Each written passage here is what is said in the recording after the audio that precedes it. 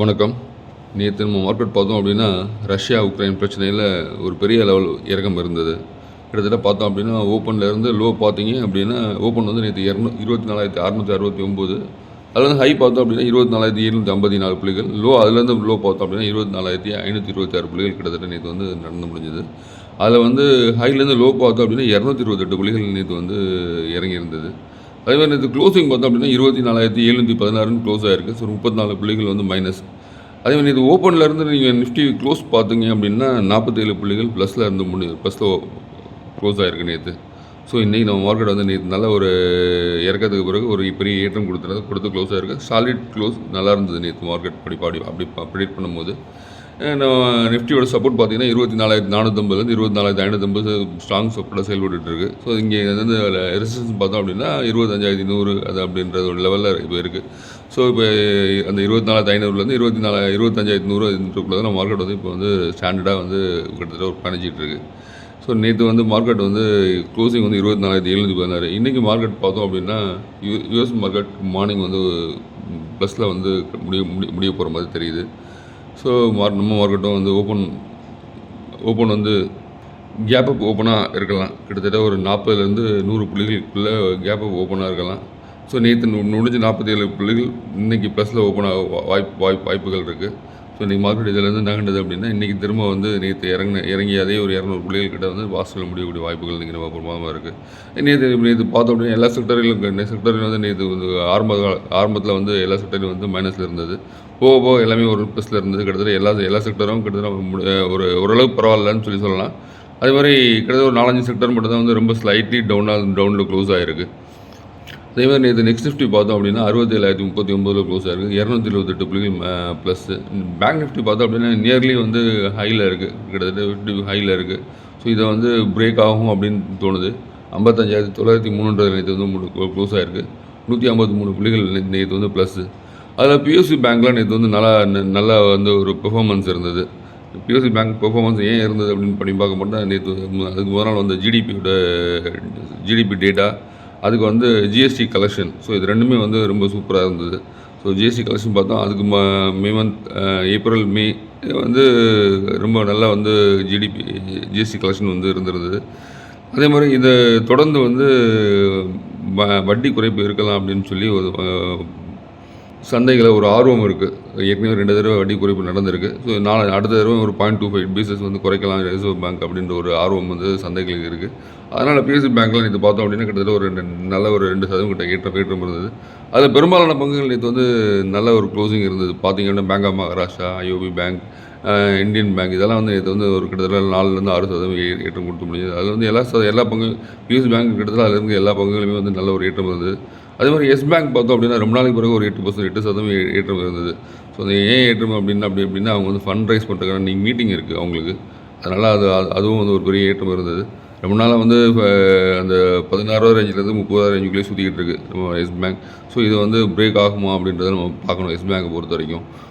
அதே மாதிரி Q4 result கொடுத்துருந்தாங்க. ஓரளவு பரவாயில்லாமல் இருந்து ரொம்ப மோசம் சொல்ல முடியாது. ஸோ அதை தொடர்ந்து இப்போ வந்து ஃபண்ட் ரைஸ் பண்ண போகிறதா சொல்லியிருக்காங்க. அதே மாதிரி வேறு ஏற்கனவே இந்த எஸ் பேங்க் வந்து ஜப்பானில் வந்து ஒரு பேங்க் வந்து அக்வசிஷன் பண்ணுற மாதிரி இருந்தது. அது வந்து நடக்கலன்னு நினைக்கிறேன். அதேமாதிரி நேற்று நிஃப்டியில் கான்ட்ரிபியூட் பண்ண பங்குகள்னு பார்த்தா 30 பங்குகள் 20 பங்குகள் ப்ளஸ் 10 பங்குகள் வந்து மைனஸ் 32 பங்குகள் நேற்று வந்து ப்ளஸ்ஸு நிஃப்டி. ஸோ நிஃப்டி நேற்று பொறுத்த வரைக்கும் கான்ட்ரிபியூட் பண்ண பங்குகள்னு பார்த்தா ஒரு 20 பங்குகள் நேற்று ப்ளஸில் இருந்தது. 30 பங்குகள் நேற்று negative. Mahindra, ICICI bank, Adani port, Hindustan Unilever, Zomato இது மாதிரி பங்குகள் இது வந்து ப்ளஸில் இருந்தது.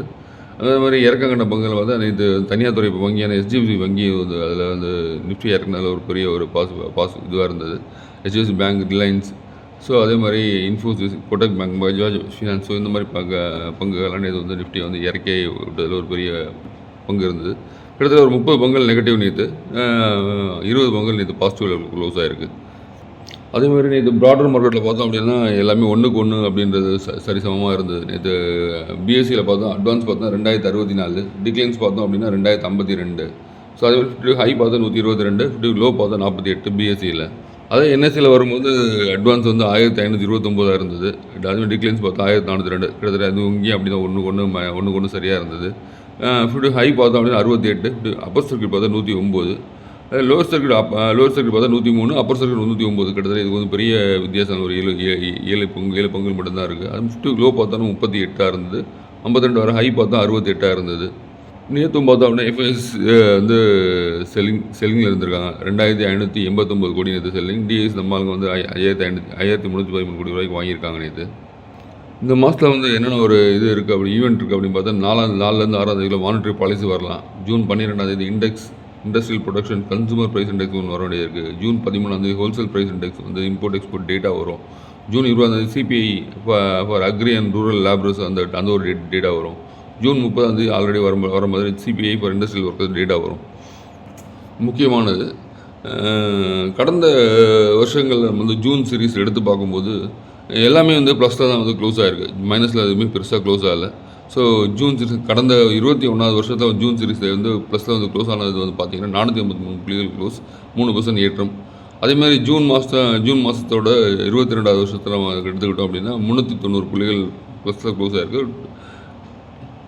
மைனஸில் க்ளோஸ் ஆகிருக்கு. ஜூன் 22 390 புள்ளிகள் மைனஸில் க்ளோஸ் ஆகிருக்கு. -2.4% வந்து க்ளோசிங் வந்து மைனஸில் இருந்திருக்கு. அதேமாதிரி ஜூன் 23வது வருஷம் ஜூன் பார்த்திங்கன்னா 651 புள்ளிகள் ஏற்றத்தில் முடிஞ்சிருக்கு, 3.6% ஏற்றம். ஜூன் 24 பார்த்தோம் அப்படின்னா 1556 புள்ளிகள் போன வருஷத்தில் வந்து 1556 புள்ளிகள் ஏற்றம் கொடுத்து 6.9% வந்து ப்ளஸில் முடிஞ்சிருக்கு. அதே மாதிரி என்டி சீரீஸ் மூவிங் பார்த்தோம் அப்படின்னா மே மாதம் 25 557 புள்ளிகள் ஏற்றம், ஏப்ரல் 25. ஸோ இந்த அதில் போன மாதம் வந்து 550 நிஃப்டி வந்து இறங்கி வந்ததில் இந்த மூவிங் பார்த்தோம் அப்படின்னா மே மாதத்தில் வந்து 587 புள்ளிகள் ஏற்றத்தில் முடிஞ்சிருக்கு. ஏப்ரல் மாதத்தில் பார்த்தா 655 புள்ளிகள் ஏற்றத்தில் முடிஞ்சிருக்கு. மார்ச் மாதம் பார்த்தா 1047 புள்ளிகள் ஏற்றத்தில் முடிஞ்சிருக்கு. பிப்ரவரி மட்டும் ஒரு 705 புள்ளிகள் மைனஸில் இருந்திருக்கு. ஸோ இதில் வந்து 705 புள்ளிகள் மைனஸில் க்ளோஸ் ஆகிருக்கு. அதே நிஃப்டியோட ரோல் ஓவர் பார்த்தோம் அப்படின்னா 79% 79.6% இருந்திருக்கு. 3 மாதம் 3 மந்த் ஆவரேஜில் எடுத்துக்கிட்டோம் அப்படின்னு பார்க்கும்போது. அதே மாதிரி எஃப்ஐஎஸில் லாங் எக்ஸ்போஷர் நம்ம வந்து இண்டெக்ஸ் ஃபியூச்சர் எடுத்துக்கிட்டோம் அப்படின்னா ஜூன் மாதத்தில் 20% வந்து எடுத்திருக்காங்க. மே மாதம் 41% லாங் இருக்குது. அதே மாதிரி ஏப்ரல் மாதம் 40% லாங் இருக்குது. மார்ச் மாதம் 16% லாங் இருந்திருக்கு. கிளைண்ட் எக்ஸ்போஷர் பார்க்கும்போது கிட்டத்தட்ட அது ஆவரேஜ் பார்த்தா 61% இருந்திருக்கு. ஸோ போன வருஷம் ஜூன் க்ளோசிங் வந்து 1556 புள்ளிகள் வந்து நமக்கு வந்து ப்ளஸில் க்ளோஸ் ஆகிருக்குன்றது பார்க்குறோம். 7% இந்த ஜூன் சீரீஸ்லேயே நம்மளுக்கு வந்து எப்படி க்ளோஸ் ஆக போகுதுன்னு நம்ம பார்க்கலாம். ஸோ அதே மாதிரி இன்னொரு டேட்டா என்ன சொல்லுது அப்படின்னா ஜூன் மாதத்தில் ஒரு லோ ஒரு ஹை எடுத்துக்கிட்டோம் அப்படின்னா இந்த மாதத்தில் பதிவார லோ வந்து அடுத்த வருஷத்தில் வந்து இந்த லோ வந்து கட் பண்ணாது அப்படின்றது வந்து கடந்த சில வருஷங்கள் டேட்டாவில் வந்து நமக்கு தெரிய வருது. ஜூன் மாதத்தோட லோவை வந்து எந்த லோ வருதோ அந்த லோவை வந்து அடுத்த வருஷத்தில் வந்து நம்ம வரும்போது நம்ம இந்த லோவை கட் பண்ணாமல் நம்மளோட நிஃப்டி வந்து மேலே தான் இருக்கும். ஸோ நீங்கள் அந்த டேட்டா எடுத்து பார்த்தீங்கன்னா உங்களுக்கு தெரியும். அதேமாதிரி நேற்று சந்தைகளை பார்த்தோம் அப்படின்னா நேற்று Q4 ரிசல்ட் கொடுத்த பங்குகள்லாம் வந்து நேற்று சிறப்பாக செயல்பட்டது. அதில் இருந்து எடுத்துக்கிட்டிங்க அப்படின்னா ஜிஎன்எஸ் பவர், அப்புறம் வந்து ரிலையன்ஸ் பவர், ஜூஸ்லான், அப்புறம் வந்து குஜராத் போர்ட், அந்த மாதிரி பங்குகள்லாம் நேற்று வந்து மார்க்கெட் வந்து ப்ளஸில் தான் இருந்தது. அதேமாதிரி நேற்று ஃபார்மா துறையான பங்கு எடுத்துக்கிட்டிங்கன்னா ஆஸ்ட்ராஜெனகா வந்து நேற்று வந்து ஒரு 17% ஏற்றம் கொடுத்துருந்தது. $2 முகமது புல்ல பங்குல ஒரு 24,000 கோடி கேபிட்டல் உள்ள ஒரு பங்கு. சேல்ஸ் பார்த்தோம் அப்படின்னா ஒரு 1716 கோடி ரூபா சேல்ஸ் பண்ணி கொடுத்து காமிச்சிருக்காங்க. 116 கோடி ரூபா வந்து ப்ராஃபிட் காமிச்சிருக்காங்க. பேலன்ஸ் ஷீட்டில் வந்து அவங்க ரிசர்வ் கையிருப்பு பார்த்தோம் அப்படின்னா 765 கோடி ரூபா வந்து கையிருப்பு இருக்குது.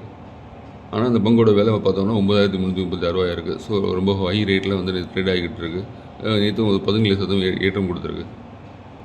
அதேமாதிரி நேற்று திருமலை கெமிக்கல் அப்படின்ற ஒரு நிறுவனம் 8% ஏற்றம் கொடுத்தது. எஸ் பேங்க் ஒரு 8% ஏற்றம் கொடுத்துருது. ஸ்வெல்லிங் அண்ட் வில்சன் அது ஒரு 8% ஏற்றம் கொடுத்துருந்தது. ரிலையன்ஸ் இன்ஃப்ராஸ்ட்ரக்சர் 7%, அவென்டல் ஒரு 7% ஏற்றம் கொடுத்துருது. Sun Pharma advanced 7%, Reliance Power நேற்று ஒரு 6% ஏற்றம் கொடுத்துருது. நேற்று க்ளோசிங் பார்த்தோம்னா $62 க்ளோஸ் ஆகிருக்கு. பேங்க் ஆஃப் மகாராஷ்டிரா நேற்று ஒரு நல்ல ஏற்றம் கொடுத்துருது. ஸோ அதில் வந்து பிஎஸ்பி பேங்க் எல்லாமே நல்ல ஒரு ஏற்றம் இருந்தது. அதில் பார்த்தோம் அப்படின்னா பெரிய அளவில் ஏற்றம் கொடுத்த பங்கு அப்படின்னு பார்த்தோன்னா 6% ஏற்றம் கொடுத்த பங்கு வந்து எடுத்துக்கிட்டோம் அப்படின்னா பேங்க் ஆஃப் மகாராஷ்டிரா. அதேமாதிரி எம்டிஎன்எல் ஒரு 6% ஏற்றம் கொடுத்துருந்தது. ஜினஸ் பவர் ஒரு 6% ஏற்றம் கொடுத்தது. இந்தியன் ஓவர்சீஸ் பேங்க் ஒரு 5% ஏற்றம் கொடுத்துருந்தது.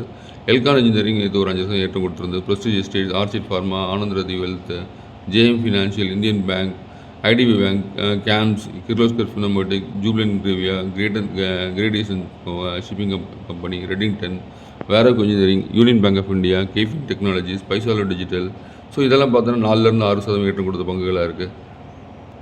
அதேமாதிரி லியூமஸ் ஆட்டோ டெக்னாலஜி அப்படின்ற பங்கு வந்து கண்டினியூவாக 50 ஹையை உடச்சி வந்து பாஸ் பண்ணி போய்கிட்டு இருக்குது. 11% நேற்று ஏற்றம் கொடுத்துருந்தா அதுவும்.